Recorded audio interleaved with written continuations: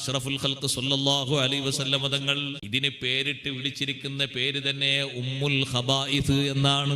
ഖംറിന് നബി തങ്ങൾ പേരിട്ടത് ഉമ്മുൽ ഖബായിസ് എന്നാണ്. എല്ലാ വൃത്തികേടുകളുടെയും മാതാവ് എന്നാണ് അതിന്റെ പേര്.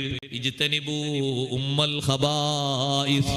അത് നുണഞ്ഞ് അതിന് അഡിക്റ്റായോ വേശ്യാവൃത്തി ആളിൽ പെട്ടെന്ന് വരും, തസ്കര സ്വഭാവം വരും, അക്രമ സ്വഭാവം വരും, വഞ്ചനയുടെ വിവിധ രൂപഭാവങ്ങൾ വരും. സ്വന്തക്കാരെയും കുടുംബക്കാരെയും വഞ്ചിക്കുന്നത് എളുപ്പത്തിൽ വരും. അങ്ങനെ തുടങ്ങിയുള്ള നീചവൃത്തികൾ ഏതെല്ലാമുണ്ടോ മുഴുവനും ശരീരത്തിൽ അള്ളിപ്പിടിച്ചു പോകും. അതുകൊണ്ടാണ് ഇജ്തനിബുൽ ഖംറ ഇജ്തനിബൂ ഉമ്മൽ ഖബായിസി.